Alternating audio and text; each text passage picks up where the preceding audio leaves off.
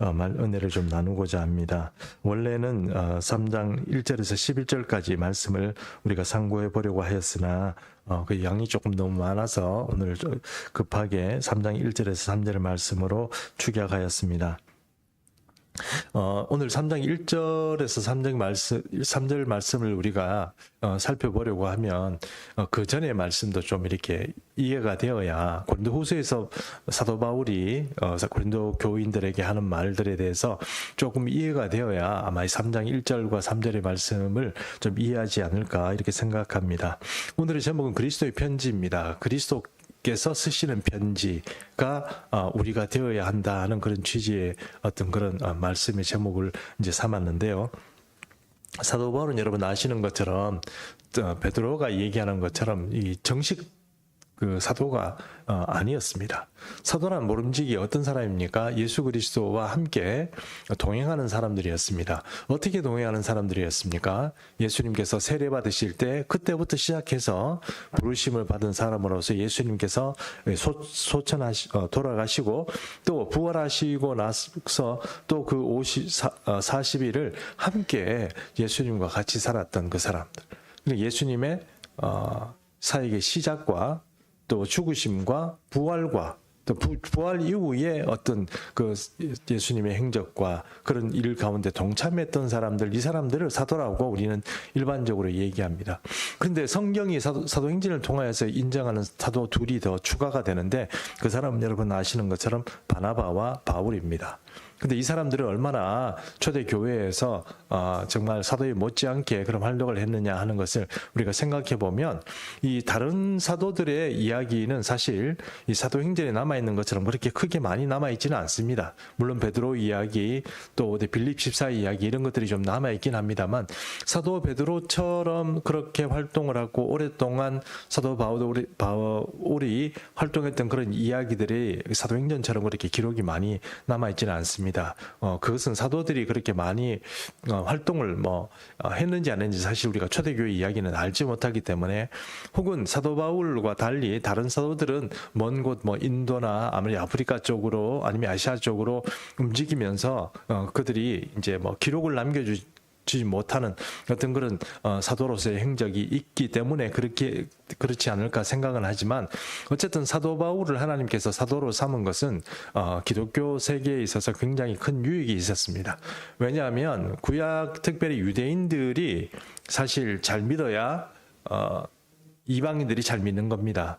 이방인들이 잘 믿는 사람도 있겠지만 그 이방인이 믿는 그 믿음과 유대인들이 가진 믿음은 제가 어떤 편견을 가지고 말씀드리는 것이 아니고 유대인들은 체질적으로 하나님에 대한 어떤 그런 자세가 되어 있는 사람들이고 이방인은 그렇게 살지 않다가 우연히 주님을 만나서 주님을 만나게 되는 사람입니다. 그러므로 어떤 사람을 전도하고 어떤 사람을 설득하는 것이 더 기독교 복음 전파에서 유리할까 생각해 보면 그것은 당연히 유대인들을 먼저 하나님의 사람으로 예수 믿는 사람으로 만들어 놓는 것이 훨씬 더 유리했습니다. 그들은 바로 여호와에 대한 신앙이 가지고 있었기 때문에 그들이 제대로 된 하나님에 대한 복음을 알고 예수 그리스도의 복음을 깨달았으면 그들이 가지고 있는 강력한 어떤 영적인 파워, 그 다음에 말씀의 힘 이런 것들이 그들의 삶을 이끌어갔습니다. 우리도 이방인입니다. 이방인 입장이다 보니 처음부터 모태부터 신앙이 있었던 분들은 조금 틀리겠지만 저 같은 사람은 세상에서 방황을 많이 합니다. 그러다 보니까 새 신자, 우리 교회에 오는 새 신자가 됐건 다른 교회에서 경험한 새 신자가 되었건 새 신자는 잘 믿지를 못해요. 왜 못 믿을까요? 저들도 분명히 내가 했던 것처럼 방황할 것이라는 것을 알기 때문에 그렇습니다. 어느 정도 그 가정이 모태 신앙에서 이제 자라난 분들은 그런 신앙적인 방황이 좀 확실히 덜합니다. 부모님들이 벌써 그런 방황들을 다 겪고 지났기 때문에 덜하지만 믿음의 1세대가 되는 경우는 그런 것들이 부모로부터 어떤 가르침이나 아니면 어떤 태도나 신앙적인 어떤 그런 믿음의 어떤 연조가 작기 때문에 거기서 오는 어떤 신앙적인 갈등이 많고, 그 다음에 세상에 던져졌을 때 내 이익과 탐욕을 위해서 하나님을 이용할 수도 있고, 그런 생각을 가지고 살아가는 경우도 많이 있다는 것입니다. 아무리 그러다 보니까 아무래도 이 이방인이 하나님을 믿는 것이 쉽지 않다는 것입니다. 당장 은혜 받고 당장 뭐 영적으로 축복받고 뭐 환상도 보고 무슨 은사도 받고 막 이렇게 하는 것 같은데, 어쩌면 이런 것들이 모태신앙보다 더 빨리 신앙에 가까이 길을 가는 것 같은데, 나중에 조금 이렇게 시간이 지나고 나면 늘 빨리 추락하고 빨리 실족하고 빨리 낙심하고 뭐 상처 잘 입고 이렇게 된다는 거예요. 그런 것들이 이방인의 어떤 단점이다, 이렇게 말할 수 있습니다. 어쨌든 사도 바울은 이런 단점을 가진 사람이 아니고 유대인이었습니다. 그러다 보니 유대인 중에서 하나님을 제대로 믿은 사람이에요.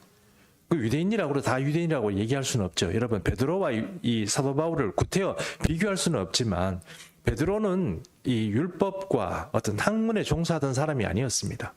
헬라 문명과 상관이 없는 사람이었습니다. 그 사람은 낚시하는, 고기 잡는 사람이었습니다.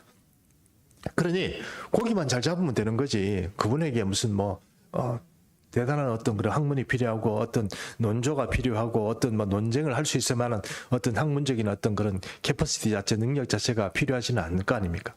근데 사도 바울은 틀렸습니다. 사도 바울은 그것을 충분히 논증하고 반박하고 변증할 수 있는 그런 힘들이 사도 바울 내부에서 훈련이 되어 있는 거예요. 이 사람이 예수를 잘 믿으니까 얼마나 예수를 잘 믿었나요?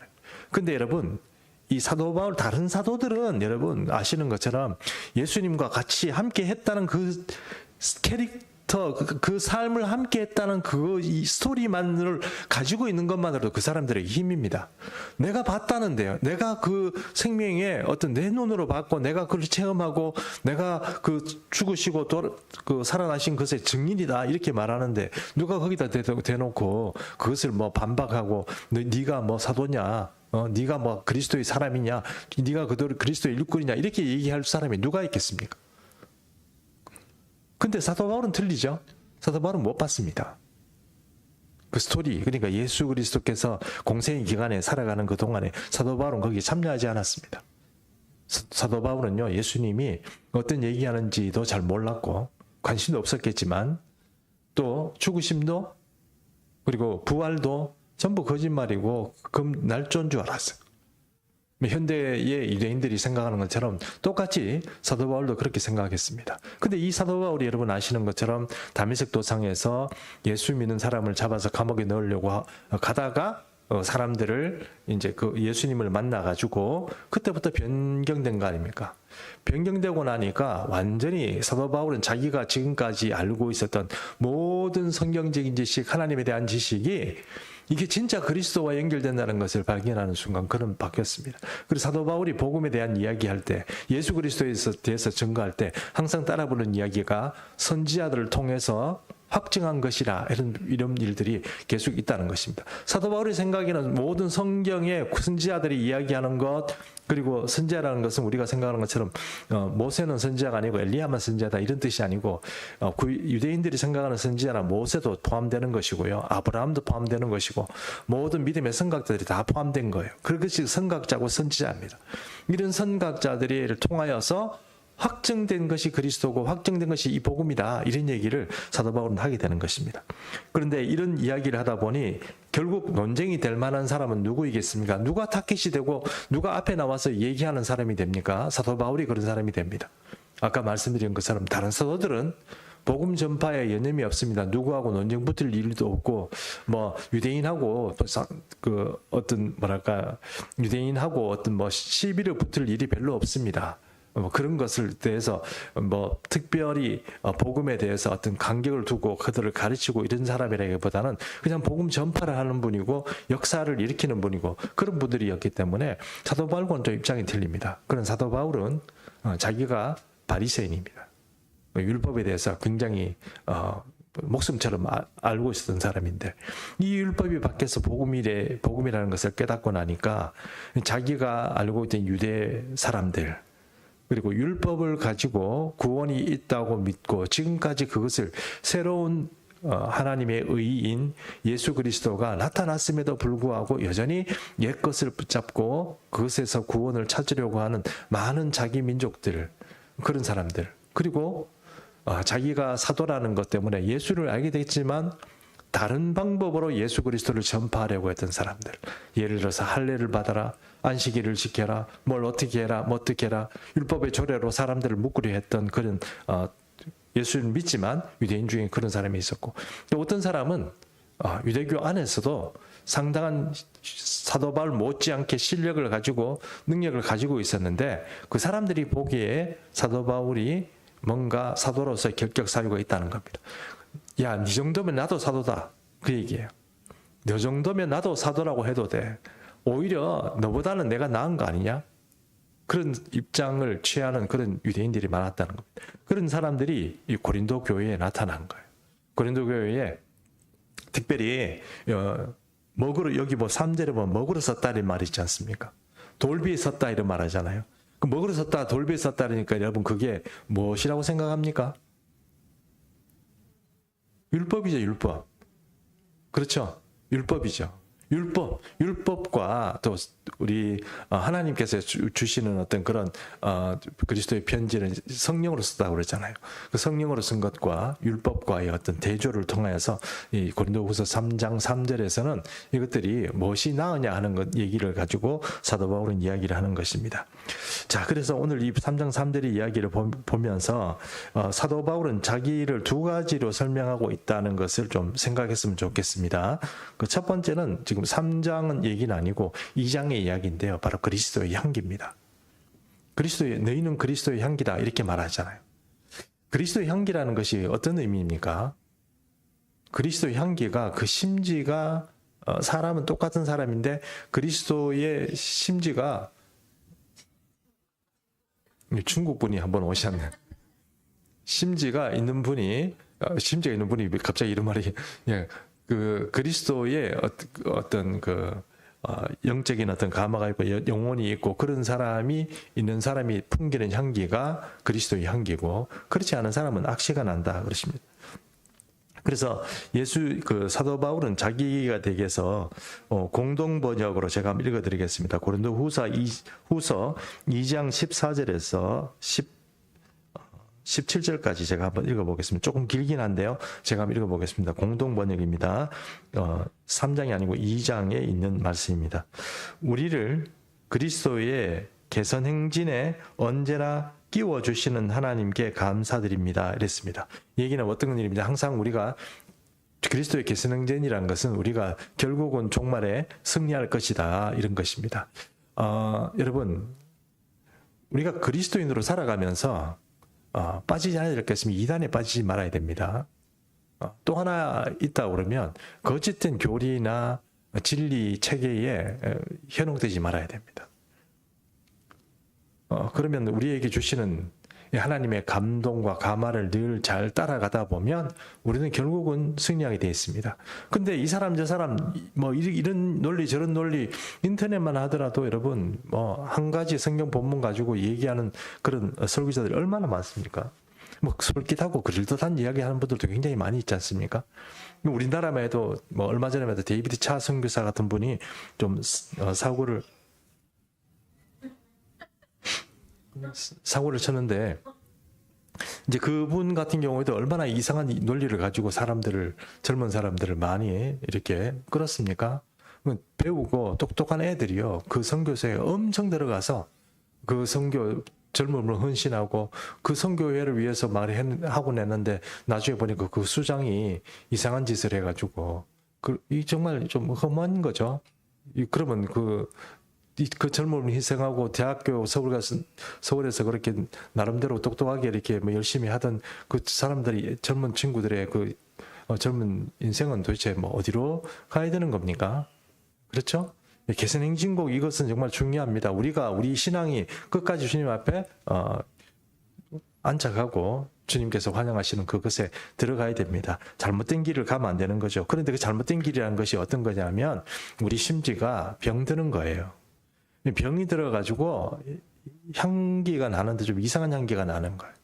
음식도 맛있는 음식이 있지 않습니까? 맛있는 음식은 있을 때는 생기가 있고 그것을 먹으려고 그럴 때 이게 맛있는 어떤 냄새들도 나고 그러지 않습니까? 그런데 이 음식이 부패하면 어떤 일이 벌어집니까? 이상한 냄새가 나잖아요. 우리가 음식을 보고 이 음식이 싱싱한지 안 한지 눈으로도 확인하고 여러 가지 확인하는 방법이 있지만 그 중에 또 하나 가지 중요한 방법이 뭡니까? 맛보기 전에 뭘 해야 됩니까? 여러분 그렇게 안 하시는군요. 냄새부터 맡잖아요. 냄새 맡아봅니다. 냄새가 이상하다? 뭔가 끄림직하다? 뭔가 의심스럽다? 이러면은 그 냄새나는 음식을 안 먹겠죠. 똑같습니다. 예수 믿는 사람 중에도 향기를 품는 사람이 있고 어떤 사람은 향기를 품는 사람이 아니고 독소를 뿌리는 사람이 있습니다. 신앙생활 오래 하는 것 같은데 독소를 뿌리는지 향기를 뿌리는지 그거 정말 어떻게 아느냐 하면 그 사람이 열매로 알겠죠. 인생에 열매가 별로 없는 사람이 있습니다. 저도 참 요즘 들어서 참 걱정이 되는 게 내가 인생이 이렇게 하나님 앞에 열매 없이 꽃을 제대로 피워보지 못하고 지금 내가 이렇게 자꾸 너무 시드는 게 아닌가 하는 생각이 들어서 조금 두려운 생각이 좀 듭니다. 어쨌든 우리 그리스도인이 주님 앞에 갈 때가 다 되면 걱정을 합니다. 우리가 우리 삶에 정말 제대로 된 열매를 하나님께 드릴 건지 못 드릴 건지 이렇게 생각을 해봅니다. 근데 여러분 잘 자신을 이렇게 돌이켜보면 내 삶이 진짜 향기나는 삶인지 아니면 냄새나는 삶인지 딱 보면 압니다. 어떻게 할까요? 주변에 있는 사람들 반응 보면 알죠. 나를 그 사람들이 진짜 그리스도인으로 인정합니까? 나를 보면 그 사람들이 은혜 받고 내게 와서 상담하고 내가 어려운 일이 있으면 그 사람들이 와서 좀 기도 부탁하고 그렇게 합니까? 그러면 어쩌면 내가 그리스도의 향기를 이렇게 주변의 사람에게 풍기는 사람, 그러면 그 사람들이 영혼이 우리를 통하여서 감화받습니다. 향기는 그냥 냄새만 풍기는 게 아니고 그 향기를 통하여서 사람들을 감화시키고 감동시키는 거예요. 사도 바울은 자기가 누구라고 얘기하냐면 나는 그리스도의 향기다 그럽니다. 너희도 그리스도의 향기고 나도 그리스도의 향기라는 거. 왜 그렇습니까? 내가 우리 속에 있는 예수 그리스도에 대해서 착한 성품과 착한 어떤 영혼의 어떤 결과들, 헌신과 우리 마음의 어떤 꺼리낌 없이 주님 앞에 이 어떤 드려지고 충성한 것, 이 모든 것들이 내가 아무리 생각해도 내가 그리스도께서 우리 속에 들어오셔서 우리를 만지시고 우리를 조성하시고 이렇게 해서 풍겨지는 향기다 이렇게 말할 수 있는 거예요. 그런데 냄새나는 사람들은 어떤 사람들입니까? 주 그리스도를 받아들였다기보다는 오히려 내 스스로 이 다른 것에 현혹되거나 다른 것에 정신이 팔린 사람들이 가지는 향기가 바로 이 독소라고 말할 수 있습니다. 이런 사람들은 인생을 살아가면서 오히려 민폐를 끼칩니다. 교회에도 어려움을 끼치고요. 다른 사람의 걱정거리가 됩니다. 저 사람 때문에 걱정이야. 저 사람 때문에 뭘 안 될 것 같아. 저 사람하고 일하려면 나는 안 할래. 이런 일들이 많이 벌어지는 거예요. 교회에도 그런 일이 많이 벌어진다는 게 여러분 아시죠? 모르시는구나. 우리 교회는 그런 분이 없어서 그렇겠죠. 다른 교회는 있습니다. 그래서 이 나쁜 소문이 납니다. 저 사람하고 하면 안 돼. 뭐 이런 소문 또 나고 저 사람은 성격이 뭐 이상해. 뭐 같이 뭐 그런 소문들이 우리 가운데서 암암리에 마치 인격이 어떻게 된 것처럼 자꾸 이렇게 막 이렇게 팽배하고 교인들끼리 정보가 나누어집니다. 근데 사실 그것이 우리가 흔히 말하는 그리스도의 향기입니다. 그것이 제대로 된 향기가 아니고 우리가 온전히 그리스도의 사람으로서 주님 앞에 살아가는 사람이 아니라면 거기서는 당연히 독소가 나오게 됐고 인간 냄새가 나게 돼 있습니다. 인간 비린내, 물고기 비린내 나는 것처럼 인간의 탐욕적인 비린내가 납니다. 그 사람의 말치와 행동과 다른 사람을 대하는 태도나 삶의 생각이나 어떤 양식 이 모든 것들에서 그 사람의 독소가 나타나게 되는 것입니다. 그러므로 사도 바울은 지금 누구에게 얘기를 하냐면은 바로 자기를 공격하는 이 거짓 사람들, 특별히 율법이라는 도구를 통해서 지금 그리스도인 또 그리고 사도 바울을 자꾸 공격하는 사람들, 그 사람들을 지금 얘기하는 겁니다. 그 사람들에게 어떻게 얘기합니까? 나는 그리스도에서 온전한 은혜로 이 향기를 퍼뜨리는 사람이고 나와 함께하는 사람은 그런 사람이지만 너희는 자꾸 이상한 걸 가르치는 거야. 그 사람들을 고린도 교회에서는 거짓 교사라고 그랬습니다. 뭘 가르치는 사람은 맞아요. 뭘 혼술 뜨는 사람은 맞아요. 뒤에서 비판하는 사람은 맞아요. 그런데 어떤 사람입니까? 거짓 교사, 거짓 선생, 거짓 교사. 그런 사람들이야. 그런 사람들이 거짓 교사가 되고 선제가 되어가지고 사도 바울도 비판하고 교회도 비판하고 잘못된 방향으로 자꾸 이끌어 가려고 야 너희는 그거 잘못하는 거야. 내가 하자는 대로 해야 돼. 이런 방향으로 교회를 자꾸 뒤틀려고 하는 그런 인물들이 자꾸 나타난다는 거예요. 그래서 그 사람들을 사도 바울은 뭐라고 얘기하느냐. 이상한 향기 나는 사람들이다. 독성을 부리는 사람들이다. 이렇게 표현했다는 것입니다. 그리고 이제 그것이 2장의 이야기였다면 오늘 이야기의 3장의 이야기는 바로 그리스도의 편지 이야기입니다. 그래서 3장을 같이 한번 보도록 하겠습니다. 고린도서 3장 1절 보겠습니다. 우리가 다시 자천하기를 시작하겠느냐 이랬습니다. 여기 자천하기는 게 무슨 뜻입니까? 이게 한자여서 좀 어려운 얘기인데 이거를 영어로 하면 어떻게 얘기할까요? 이 자기소개서 같은 거예요. 커버노트라고 그러죠. 커버노트, 영어로 자기소개서예요. 자기는 어떤 사람이다 이런 거를 소개하는 거 있잖아요. 그렇죠? 그런 거 취업하려고 하면 그렇게 다 하죠. 자기소개서를 해야 되잖아요. 저는 목회를 하면서 한 가지 다짐한 게 있습니다. 그게 어떤 거냐면 나는 자기소개서 이런 거 안 쓰고 나를 불러주는 교회에 가야지 이런 생각이 좀 있었거든요. 자기소개서 하는데 저는 이런 나쁜 놈이에요. 저는 이렇게 과거에 어떤 나쁜 행실을 가지고 있는 사람이었어요. 나의 치부를 드러내고 나의 못난 점을 드러내는 사람 그런 것을 자기소개서에 쓰겠습니까? 안 쓰겠죠. 어떤 얘기겠습니까? 긍정적이고 누가 봐도 이 사람 괜찮네 이런 평가가 내릴 그런 이야기들을 쓰는 게 뭐예요? 자기소개죠. 그래서 거기에 저 사람 눈물 나고 눈물 나고 힘들고 그런 일들을 겪었던 이런 얘기들을 자세하게 쓸 수 있는 것이 아니고 그것을 대표적으로 아주 깔끔하게 멋지게 자기를 잘 포장할 수 있는 게 자기소개서입니다. 그걸 뭐라고 얘기하느냐? 오늘 성경에 보니까 뭐라고요? 자천하기를 구하겠느냐? 자천서를 내가 너희한테 어떻게 해요? 내야 되겠느냐 이 말입니다. 야, 너희하고 내 사이에 지금 내가 이런 어떤 거 가지고 있고 내가 사도가 되는 과정에서 이런 이야기 이런 얘기 이런 것들 전부 내가 다 이렇게 기록해 가지고 서류로 너희에게 내가 너희 사도로서 고린도 교회의 어떤 설립자로서 내가 너희한테 평가를 받아야 되겠냐? 내가 써서 이렇게 내가 뭐 했고 이런 거 써 올려야 되겠냐? 그 얘기를 지금 하는 겁니다. 근데 왜 이런 얘기가 나왔겠냐면 이런 자천서 얘기가 나왔겠습니까?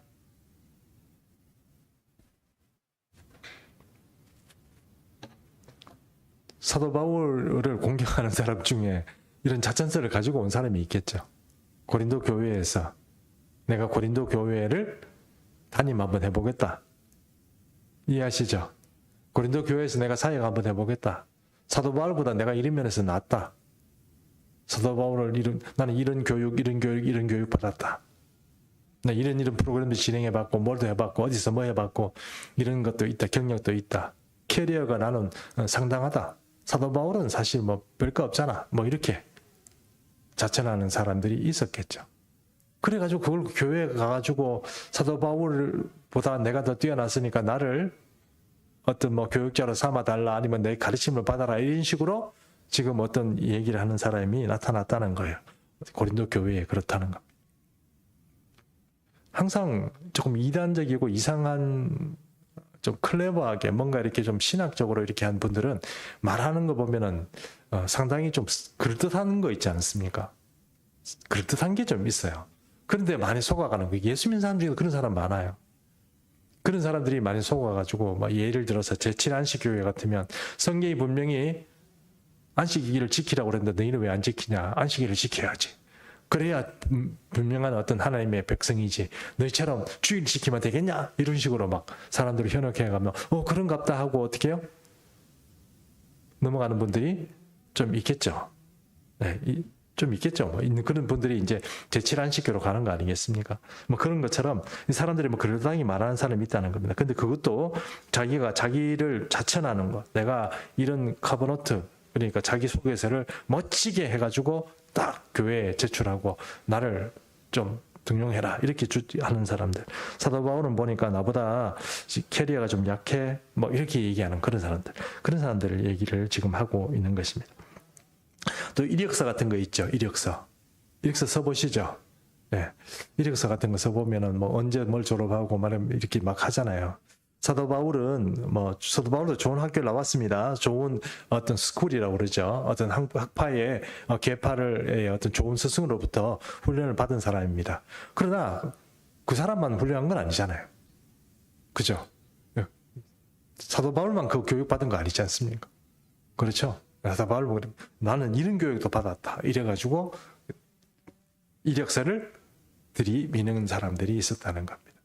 자, 이런 사람들이 지도자로 나타나고 여러분 항상 교회가 어떤 리더십의 어떤 그런 어떤 변곡점을 겪을 때, 즉 말해서 어떤 사람이 그만두고 다른 사람 후임이 오고 이럴 때 항상 이 안에 좀 문제가 생깁니다.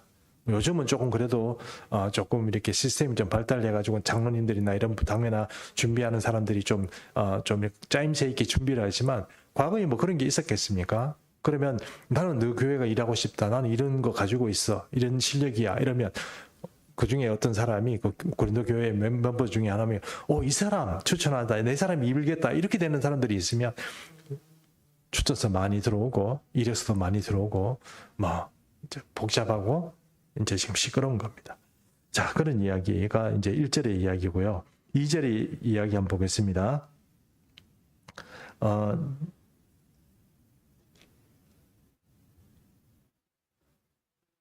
여기 죄송하지만 1절 덜 읽었네요. 그죠? 1절 제가 그 후반절 좀 읽어보겠습니다. 우리가 어찌 어떤 사람들처럼 추천서를 너희에게 붙이거나 혹은 너희에게 받거나 할 수 필요가 있느냐. 이력서를 주고받고 하는 뭐 그런 이야기죠. 이력서를 주고받고 줄 때는 내가 소개를 내가 주는 거고요. 받는 건 어떤 거냐면 이런 겁니다. 당신은 우리 교회에 와서 2년 동안 뭘 성공적으로 했고 뭘 잘했고 그러니까 이거 우리 교회가 당신을 이런 문제에서 좀 잘했습니다. 뭐 이런 걸 평가서 같은 거를 주는 거예요. 예를 들어서 학교를 졸업했습니다. 학교를 졸업했는데 학교 졸업장에 보면 요즘 그렇잖아요. 졸업장을 그냥 졸업장만 받는 게 아니고 성적증명서를 같이 받는 거 아시죠? 모르시는구나. 보통 큰 교회들 가면요. 만약에 해외에서 공부를 하잖아요. 그러면 졸업장도 받고 성적증명서도 같이 넣어줘야 돼요. 성적증명서를 받아요. 그러면 A+을 몇 개 뭐 이래가지고 계산해가지고 그 A+ 나오는 그 성적증명서 있죠. 그게 바로 받는 거예요. 내가 이런 평가를 받았는 거. 그 평가를 가지고 너희한테 보내줘야 되겠냐? 내가 고린도 교회의 수장으로서 혹은 은퇴라기보다는 자기가 지금 선교사로서 나와 있잖아요. 그런 어떤 입장에서 내가 교회를 설립하고 내가 너희와 목회도 하고 이렇게 내가 그 목회를 일부러 떠나려는 게 아니라 선교를 위해서 떠나 있는데 나를 너희가 꼭 자르고 나를 욕하는 다른 사람들, 대단한 경력과 캐리어를 가진 사람들로 수장을 바꿔야 되겠냐? 그 얘기를 지금 하는 겁니다. 그 사도 바울이 거기에 대해서 어떤 바꾸지 마라 이렇게 얘기하는 게 아니고 이상한 사람들이 자꾸 도전을 한다는 거예요. 그 얘기를 지금 하는 것입니다. 자, 2절 보겠습니다. 고린도후서 3장 2절 너희는 우리의 편지라 우리 마음에 섰고 무사람이 알고 있는 바라 이랬습니다. 한글인데 왜 이렇게 어렵죠? 예. 자, 여기서 편지라는 것은 다른 편지가 아니고 여기서도 말하는 것처럼 이 추천서나 아니면 자천서와 같은 이런 것을 말하는 겁니다. 그런 어떤 문서로 만들어진 증명서 같은 거 이것을 편지라고 해요. 편지라고 해서 뭐 사랑의 편지 이런 의미가 아니고 이해하시죠? 예, 그 어떤 추천서나 자천서와 같은 그런 문서화된 그런 것들을 너희가 이제 바로 이제 것을 말하는 것인데 여기서 너희는 누구고 우리의 편지라고 얘기하는 우리는 누구입니까?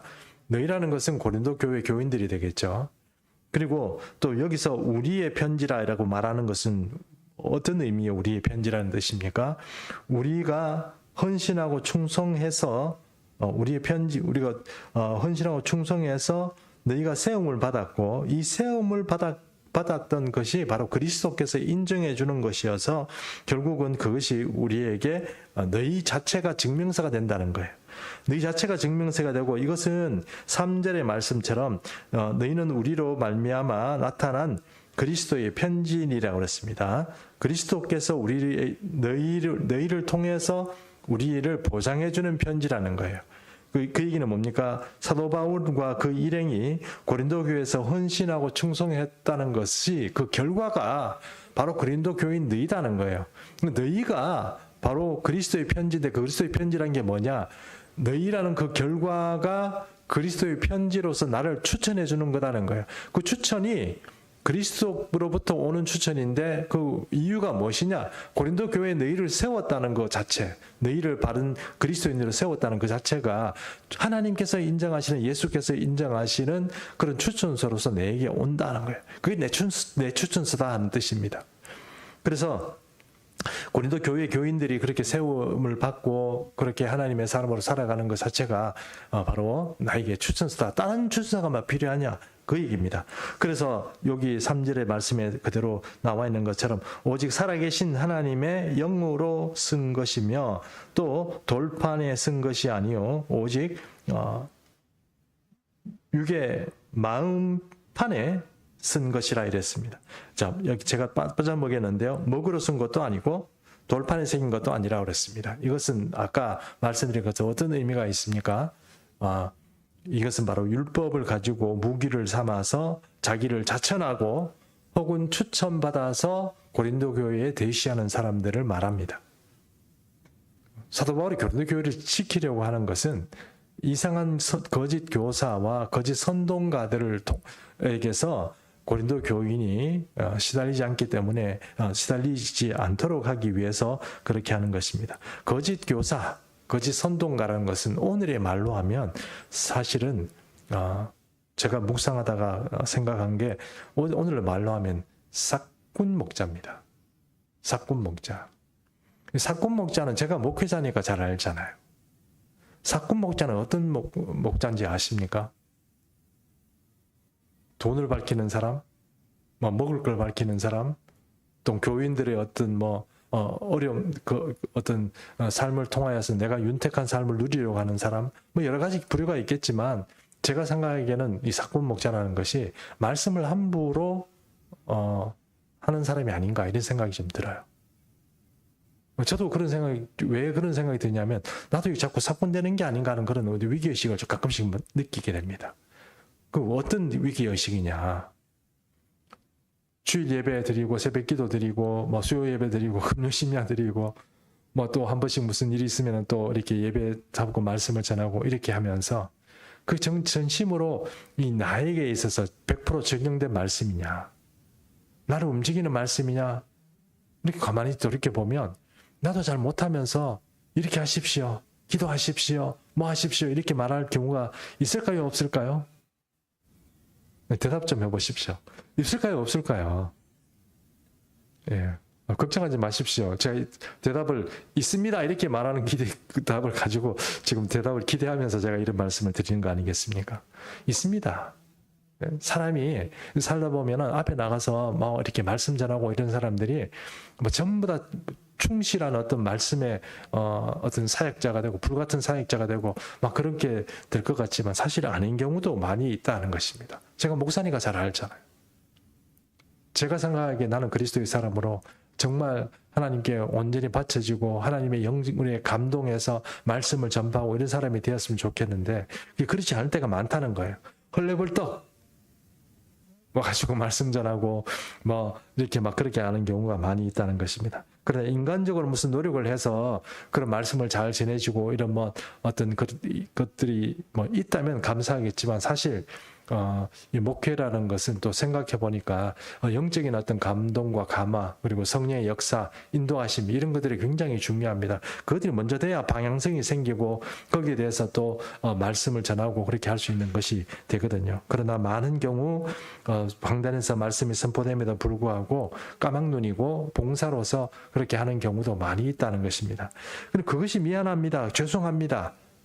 그런데 어쩔 수 없이 그 안에 가다 보니까 이렇게 또 목자는 그렇게 진행을 하고, 그런 목자 진행이 되는 가운데서도 또 하나님께서는 이렇게 저렇게 역사를 하시기 때문에 그것을 좀 힘들고 어렵지만 그 마음이 좀 되기는 하지만 그래도 이렇게 섬기면서 하려고 합니다.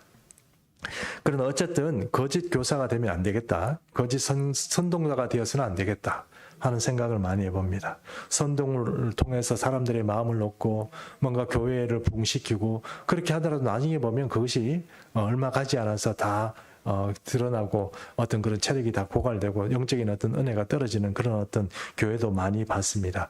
금방 뭐 일어설 것 같고 대단한 것 같은데 그렇게 하지 못하고 꾸준하지 못하고 신실하지 못하고 자빠지는 교회도 많이 봤고 목회자도 많이 봤습니다. 우리도 그렇게 될까 좀 고민을 해야 됩니다. 그렇게 되지 않은 사람이 돼야 됩니다. 힘들고 어렵더라도 또 어떤 고난이 계속 이렇게 닥쳐오더라도 그것을 가지고 자포하거나 포기하거나 낙심하거나 이렇게 하지 말고 끝까지 주님을 붙잡고 이겨나가야 합니다. 그런데 그것을 사도 바울은 어떻게 얘기하냐면 그런 세월, 사도 바울이라고 실수하지 않을까요? 사도 바울이라고 설교를 100% 사람들에게 감동을 주고 감화를 줄까요? 사도 바울이라고 모든 성경의 말씀을 밝혀내어서 자기의 영광한 것을 사람들에게 다 이렇게 설득이 잘 되도록 그렇게 잘 뿌리는 그런 정말 좋은 농부 같은 그런 목사였을까요? 그렇지 않았을 겁니다. 사도 바울도 힘들고 그도 뭐 여러 가지 질병에 시달렸고 피곤했고 힘들고 배고플 때도 있었고 어려울 때도 있었고 병들 때도 있었다는 겁니다. 그러니 이 사도 바울도 그렇게 어려움을 겪으면서 어쨌든 그 일들을 고린도 교회에서 또 사람들이 후원해 주지 않아서 자기 돈이 없어서 자기가 스스로 장막 짓는 일을 해가면서 그렇게 고린도에서 그렇게 버티고 그들 교회에서 그를 위해서 살았다는 거예요. 자, 이런 사도 바울이 교회를 잠깐 떠나 있을 때 그를 공격하고 그를 대신하려고 했던 거짓 교사들이 막 일어날 때 사도 바울이 이렇게 얘기합니다. 너희가 바로 3절 말씀 제가 다시 한번 읽어보겠습니다. 너희는 우리로 말미암아 나타난 그리스도의 편지라 이랬습니다. 내가 너희를 세우려고 이렇게 애썼는데 너희들이 써 있는 것 자체가 주님께서 인정하시고 주님께서 인정하시는 그 추천서로서 나에게 오는 거다. 그리스도께서 나를 추천한다 이 얘기입니다. 그리스도께서 나를 추천한다. 그 뭐에 그리스도께서 당신을 추천한다고 말합니까? 너희가 그 전과다. 그것이 바로 고린도 교회를 향하여서 사도 바울이 한 이야기라 하는 것입니다. 여러분 우리는 이런 생각을 해야 됩니다. 이제 마지막 말씀을 좀 정리하려고 합니다. 우리가 우리 자신을 좀 이렇게 좀 다시 한번 생각해 봤으면 좋겠습니다. 끊임없이 자기 자신이 때가 묻을 수 있는 존재고 먼지가 내려앉을 수 있는 존재라는 것을 인정해야 합니다. 과거에 며칠 전에 내가 좋았기 때문에 오늘 내가 좋을 것이다. 이렇게 생각하시면 안 됩니다. 오늘 나는 먼지 묻은 존재고 오늘 나는 뭔가 때 묻은 존재입니다. 이것들이 먼저 주님 앞에 고백이 되어야 우리는 주님 앞에 또 신실한 삶을 살아갈 수 있습니다. 예수님 그리스도의 추천사가 있는 사람, 그런 사람이 우리가 되어야 되는 게 아닌가 하는 생각을 해본다는 것입니다. 그것은 어떤 사람입니까? 주를 위해서 헌신하는 사람이 되어야 될 것입니다. 주를 위해서 헌신하고 충성하고 주님과 있는 게 좋고 주님과 함께 뭘 하는 게 좋은 사람이 되어야 됩니다. 주님이 그걸 너무 잘 아세요. 그런 사람을 추천하는 거예요. 그런 사람을 주님께서 추천하는 거예요. 억지로 일하고 뭔가 내 인생의 에너지를, 내 인생의 여유, 자금을 아니면 내 인생의 어떤 청춘을 하나님을 위해서 일하다가 아무것도 없이 그냥 다 쪽박 차는 게 아닌가 하는 그런 마음으로 일하는 사람. 그래서 좀 눈치껏 대강 주의 일을 하는 사람이 있는가 하면 주를 위해서 주님과 있는 게 좋기 때문에 주님께 드리는 게 좋기 때문에 주님과 같이 있고 싶고 또 예배, 또 기도회 이런 데 뭔가 함께 하고 싶고 그런 사람이 있는 거예요. 그런 사람이 있는 게 바로 어떤 사람입니까? 주님께서 인정하는 사람이다 하는 것입니다. 주님께서 그런 것들을 너무 잘 아신다는 것입니다. 사도 바울은 거기서 나는 자신이 있다는 거예요. 왜요? 내가 고린도 교회 너희 교인들을 섬겼는데 그 섬기는 것이 내가 뭐 수고롭거나 힘들고 이런 것 있었지만 그래도 내가 하나님을 사랑하는 마음으로, 그리스도를 사랑하는 마음으로 너희를 그렇게 섬겼다 하는 것입니다. 그래서 그 증거가 너희 자체고 오늘 너희가 그 교회를 가지고 있는 고린도 교회다 하는 것입니다. 그러므로 하나님께서 우리를 인정하시는 삶, 우리를 추천하시는 삶, 그런 삶이 우리가 삶이 되어 있다는 것입니다. 사도 바울의 능력이 많아서 고린도 교회를 세운 것은 아닙니다. 사도 바울이 그렇게 얘기하고 있는 것이 아니죠. 그런 얘기가 아니고 사도 바울의 이야기는 하나님의 은혜로 그렇게 세웠다는 것입니다. 그러나 거기에 내가 헌신하고 충성하고 그렇게 섬겼다 하는 것을 하나님께서 아시니까 하나님께서 추천하신다. 이렇게 말씀하시는 것입니다. 자, 여러분, 오늘 우리는 종말의 시대를 살고 있습니다. 사도 바울이 얘기했던 그 종말, 그리고 선지자들을 통하여서 또 사도들이 얘기했던 그런 종말들의 시간이 점점 더 우리 가운데 다가오고 있습니다. 오늘 하나님 안에서 살아가는 사람 중에, 깨어있는 사람 중에 아직도 종말이 멀었다고 얘기할 사람이 누가 있겠습니까? 성경에 쓰여진 이야기들이 하나씩 둘씩 역사의 이 현장으로 지금 하나씩 둘씩 지금 나오고 있는 이 시대를 살면서도 여전히 주님은 아직 멀었어 이렇게 말하실 분들은 누가 있을지 모르겠습니다만, 여러분 그렇게 살 것이 아닙니다. 여러분, 예수님 오시기 전에 우리 마음을 바꾼다고 삶이 달라지느냐? 그렇게 바뀌어지지 않습니다. 지금 바꾸고 지금부터 주님과 친한 삶을 살아야 되고, 지금 주님이 인정하시는, 그리고 주님이 추천할 만한, 사도 바울을 추천하신 것처럼 추천하는 사람이 우리가 되어야 하는 것입니다. 지금 되어야 합니다. 더 시간들을 미루지 말고, 저는 오늘 이렇게 생각을 해봤습니다. 여러분도 아마 그런 삶이 있을 건데, 내가 예수를 가장 잘 믿었다고 생각하는 시대에 있죠. 그 시간은 여러분 있었을 것입니다. 그 시간을 회복하십시오. 내가 가장 주님과 가까이 있었다고 했던 그런 어떤 시절, 그런 시절들을 회복하십시오. 그러면 됩니다. 지금 빨리 그런 시간을 회복하고 주님이 인정하시는 그런 교인으로서, 또 우리 그런 교회가 되어야 되지 않겠습니까? 예, 그런 어떤 삶에서 여러분 이런 기도 제목 가지고 우리 한번 같이 기도했으면 좋겠습니다. 자, 우리 한번 같이 기도했으면 좋겠는데요. 오늘 말씀을 잘 들으셨을 것입니다.